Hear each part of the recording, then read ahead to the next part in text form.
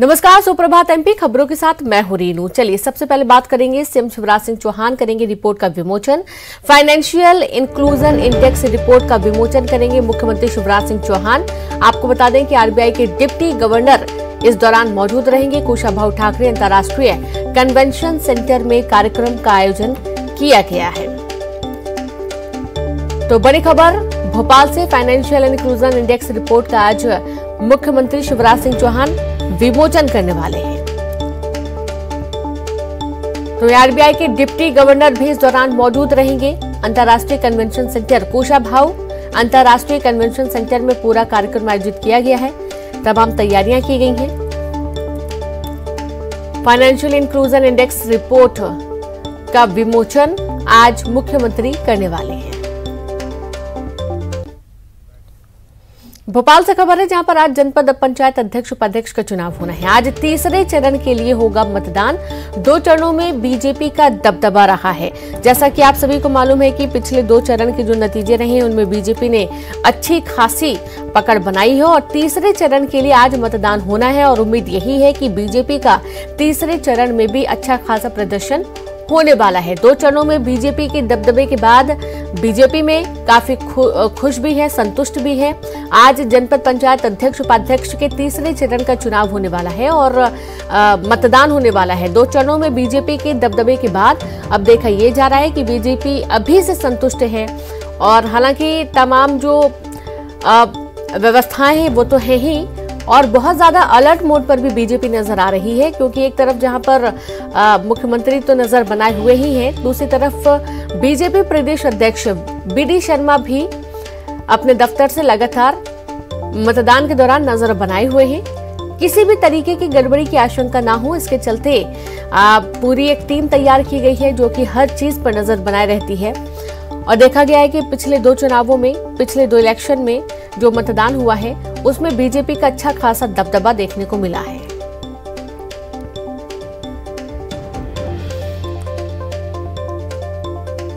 तो आज जनपद पंचायत अध्यक्ष उपाध्यक्ष का चुनाव के लिए मतदान होना है और आज तीसरे चरण के लिए मतदान होना है। 2 चरणों में बीजेपी का दबदबा रहा है, तो वहीं तीसरे चरण में भी बीजेपी आश्वस्त है कि उनका अच्छा खासा प्रदर्शन देखने को आज भी मिलने वाला है।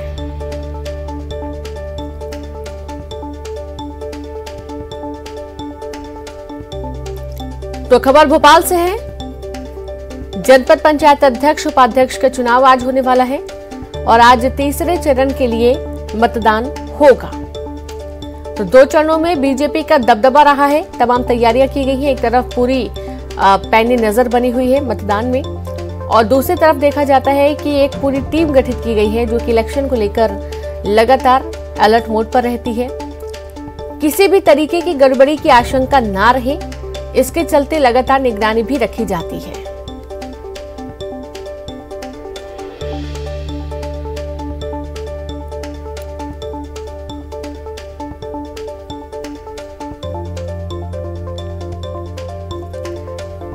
तो खबर भोपाल से, आज जनपद पंचायत अध्यक्ष उपाध्यक्ष का चुनाव होना है और पहले भी जैसा कि आपको मालूम है कि 2 चरण पूरे हो चुके हैं और दोनों चरणों में जहां बीजेपी ने अच्छा खासा प्रदर्शन करते हुए अपनी बढ़त बना रखी है, तो वहीं आज भी उम्मीद जताई जा रही है कि बीजेपी को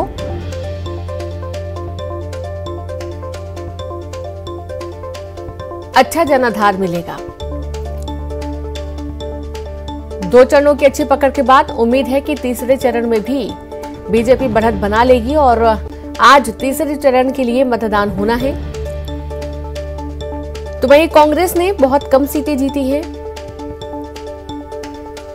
जहां देखा गया है कि पूरी तैयारी बीजेपी और कांग्रेस की रही है, उसके बावजूद बीजेपी का प्रदर्शन कांग्रेस के मुकाबले काफी बेहतर देखने को मिल रहा है। और यहां से यह समझा जा सकता है कि जो छोटे इलाके हैं, छोटे शहर हैं, गांव हैं, यहां पर जो जनपद पंचायतें हैं, यहां पर बीजेपी की अच्छी खासी पकड़ मानी जा सकती है। और इलेक्शन चाहे छोटा हो चाहे बड़ा हो, काफी महत्वपूर्ण है सभी के लिए, क्योंकि 2023 में सभी को मालूम है कि विधानसभा चुनाव है और अभी जो भी इलेक्शन हो रहे हैं उनमें क्या रिजल्ट आ रहा है, किसके पक्ष में रिजल्ट आ रहा है, ये काफी महत्वपूर्ण हो जाता है क्योंकि उतनी ही मेहनत करनी पड़ती है। और सीधे रुख करेंगे, संवाददाता प्रतीक अवस्थी लाइव जुड़ गए। प्रतीक, देखा जा रहा है कि आज जनपद पंचायत अध्यक्ष उपाध्यक्ष के तीसरे चरण का चुनाव होना है, मतदान होना है। पिछले 2 चरणों की बात की जाए तो बीजेपी का अच्छा खासा प्रदर्शन देखा गया है। आश्वस्त है बीजेपी कि इस बार भी बहुत अच्छा रिजल्ट आएगा? देखिए, बिल्कुल रीनू, त्रिस्तरीय पंचायत निर्वाचन के मद्देनजर जनपद के बाद आज जिला पंचायत की बारी है। जनपदवार हमने आंकड़े देख ही लिए। बीजेपी ने एक बड़ी जीत का दावा जो है पहले और दूसरे चरण में कर दिया था।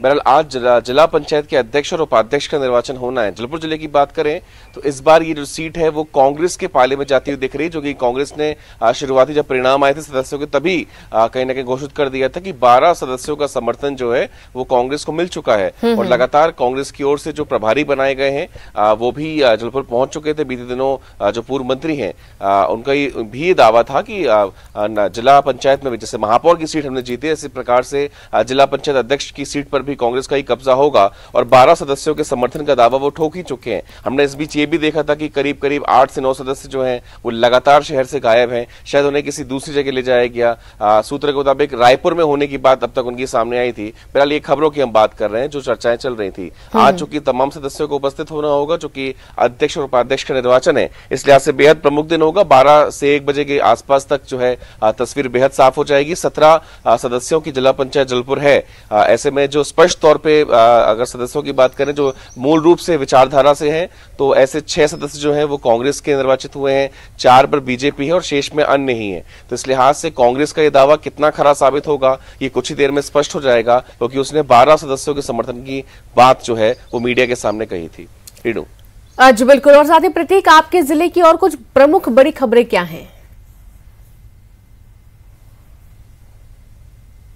देखिए रीनू, स्पष्ट तौर पे बात की जाए तो फिलहाल राजनीतिक माहौल ही चल रहा था, क्योंकि निकाय चुनाव के बाद त्रिस्तरीय पंचायत चुनाव में भी निर्वाचन की प्रक्रिया शेष रह गई थी। नगर सरकार का गठन तो हो गया, लेकिन पंचायतों संबंधी विशेष रूप से जो तमाम निर्वाचन प्रक्रिया होनी थी अध्यक्ष उपाध्यक्ष की, वो चल ही रही थी।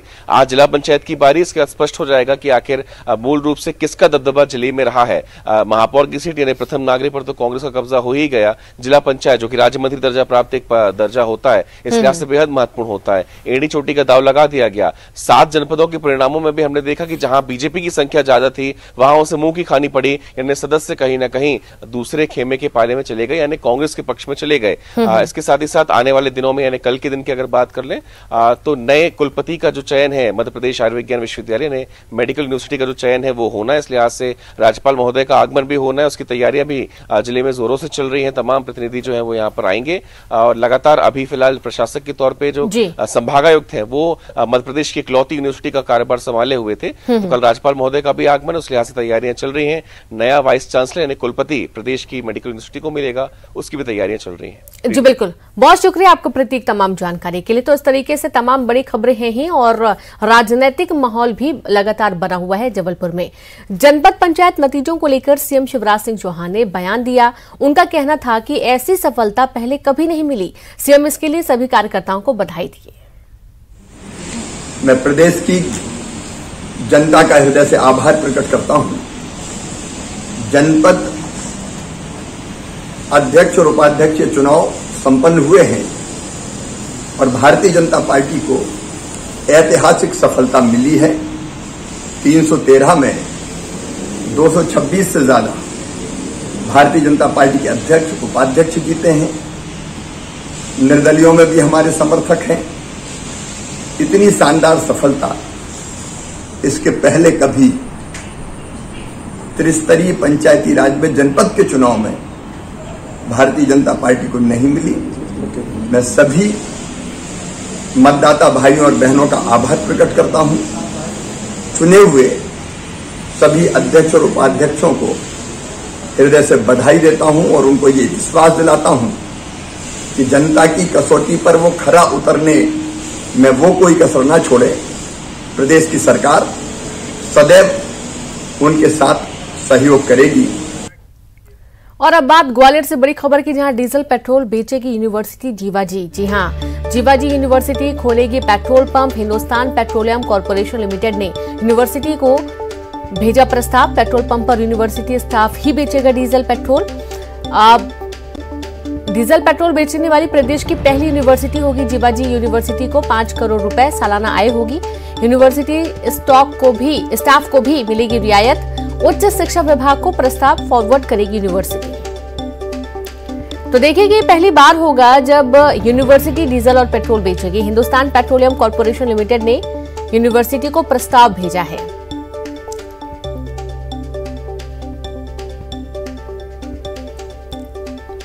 और संवाददाता सुशील जुड़ गए हैं। सुशील, ये पहली बार है जब यूनिवर्सिटी डीजल और पेट्रोल बेचने जा रही, इसके लिए प्रस्ताव आया है हिंदुस्तान पेट्रोलियम से?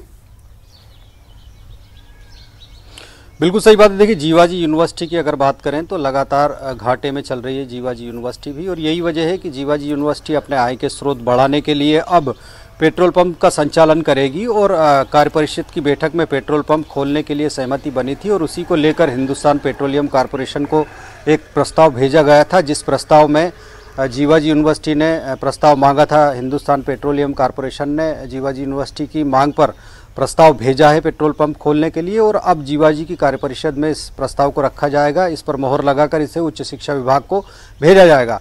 इस पेट्रोल पंप खोलने के साथ ही जीवाजी यूनिवर्सिटी की लगभग 5 करोड़ रुपए सालाना आय अतिरिक्त बढ़ेगी। साथ ही जो करीब 1 करोड़ से ज्यादा का डीजल पेट्रोल जीवाजी यूनिवर्सिटी दूसरे पेट्रोल पंप से खरीदती है वो अपनी ही पेट्रोल पंप से लेगी। तो इस तरह से उनको व्यक्तिगत बचत भी होगी, साथ ही स्टाफ को भी इसमें रियायत मिलेगी। 3 रुपये प्रति लीटर के लगभग स्टाफ को कम डीजल पेट्रोल रेट में मिलेगा। इसके अलावा जीवाजी यूनिवर्सिटी का जो पेट्रोल पंप होगा वो उसका संचालन जीवाजी का स्टाफ ही करेगी। तो ये पहली ऐसी यूनिवर्सिटी बन जाएगी कि जो अपना खुद का पेट्रोल पंप संचालित करेगी, और आने वाले समय में इस तरह के जो और भी यूनिवर्सिटी है और संस्थान है सरकारी, वो भी अपने इसी तरह के उपक्रम शुरू कर सकते हैं आय बढ़ाने के लिए। तो एक अच्छा कदम है जीवाजी यूनिवर्सिटी की तरफ से जो कहा गया है रजिस्ट्रार के द्वारा कि इस तरह के कदम उठाने से निश्चित तौर पर आय का स्रोत बढ़ेगा। बिल्कुल बिल्कुल सुशील, और साथ ही आपके जिले की प्रमुख बड़ी खबरें आज क्या हैं? देखिए, ग्वालियर की अगर बात करें तो आज बड़ी खबरों में सबसे बड़ी खबर तो यही है कि ग्वालियर में जिला पंचायत अध्यक्ष का चुनाव होगा। और यहाँ अगर बात करें तो कुल 13 वार्ड सदस्य जीतकर आए हैं जिला पंचायत में, जिनमें से 10 भारतीय जनता पार्टी के खेमे के हैं, 3 कांग्रेस के पास है, और अनुसूचित जाति वर्ग की महिला के लिए अध्यक्ष पद आरक्षित है। तो निश्चित तौर पर बीजेपी के ही 3 जो महिला सदस्य अनुसूचित जाति वर्ग के वो जीत कर आए, तो यहाँ पर बीजेपी का ही अध्यक्ष बनना तय है। हालांकि अध्यक्ष को लेकर पूर्व मंत्री इमरती देवी और राज्य मंत्री भारत सिंह गुट के जो सदस्य भाजपा के, उन दोनों के बीच जो है गुटबाजी हो रही है। तो निश्चित तौर पर बीजेपी का आज यहाँ अध्यक्ष बनेगा जिला पंचायत में। इसके अलावा बात करें तो और भी वैक्सीनेशन अभियान लगातार चल रहा है। जी बिल्कुल, वैक्सीनेशन अभियान भी लगातार हो रहा है और आगे भी आपसे जानकारी लेते रहेंगे। सुशील, बहुत शुक्रिया तमाम जानकारी के लिए।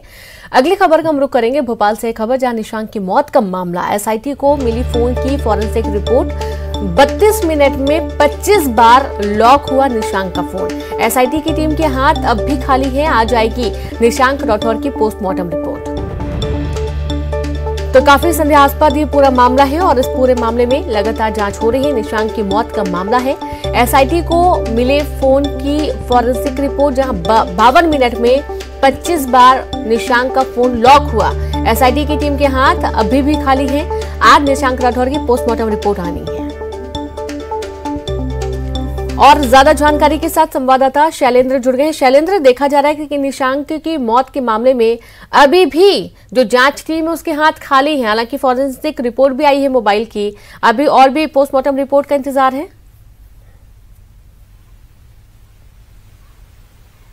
देखिए, बिल्कुल इस पूरे मामले की गुत्थी सुलझना बहुत ही महत्वपूर्ण है और अति आवश्यक भी है, क्योंकि जिस तरीके से इस की जो मौत हुई उसके ठीक पहले उसके पिता को जो पोस्ट मिला था वो कहीं ना कहीं धार्मिक उन्माद भड़काने वाला था। और यही कारण है कि इस मामले में गृह मंत्रालय ने एसआईटी को इस पूरे मामले की जांच सौंपी और उसके बाद जो एसआईटी की टीम है उसने उसके लैपटॉप और मोबाइल को जब्त किया था। दोनों को ही फॉरेंसिक लैब में जाँच के लिए भेजा था।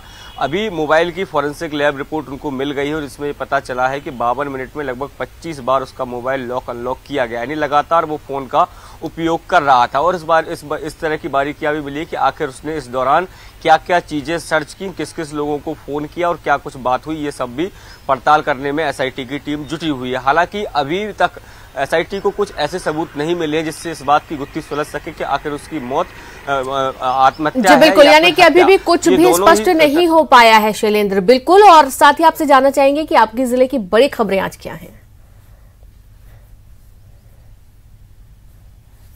देखिए, जिस तरीके से आज जिला पंचायत अध्यक्ष का पूरे प्रदेश में चुनाव होना है और ऐसे में दोनों ही राजनीतिक दलों के बीच काफी गहमा गहमी का माहौल है, क्योंकि जिस तरीके से जनपद अध्यक्ष और उपाध्यक्षों के नतीजे आए, दोनों ही राजनीतिक दल अपनी अपनी पार्टी के ज्यादा अध्यक्ष उपाध्यक्ष जीतने का दावा कर रहे हो। दोनों ही राजनीतिक दलों की तरफ से कल अपनी अपनी सूची जारी की गई थी। आज चूंकि जिला पंचायत अध्यक्ष और उपाध्यक्षों का चुनाव है, यही कारण है, चाहे मुख्यमंत्री शिवराज सिंह चौहान की बात करूं, BD शर्मा की बात करूं या फिर कमलनाथ और उनकी पूरी टीम की बात करूं, सभी लोग जो जिले है 51 जिले जहां पर चुनाव हो रहा है उन पर वहां के लोगों से लगातार जुड़े हुए, एक एक नजर बनाए हुए। जिस तरीके से कई इलाकों से इस तरह की खबरें आई कि कुछ जिला पंचायत सदस्यों को जबरन दूसरे दलों के द्वारा बंधक बनाकर रखा गया है या दूसरी जगह उनको ले जाया गया। तो ऐसे आरोप प्रत्यारोप का दौर जो है वो लगातार जारी है और कहीं ना कहीं जो राजनीतिक दल हैं वो अपना अपना जिला पंचायत अध्यक्ष बनाना चाहते हैं, क्योंकि 2023 में जिस तरीके से चुनाव है वैसे में बहुत आवश्यक हो जाता है कि गांव की सरकार पर जो राजनीतिक दल है उनका कब्जा हो। तो सबसे बड़ी खबर तो यही है कि जिला पंचायत अध्यक्ष के जो चुनाव है उन पर पूरी तरीके से नजर बनाए रखनी है। शुक्रिया आपका, बहुत शुक्रिया आपका शैलेंद्र, तमाम जानकारी के लिए।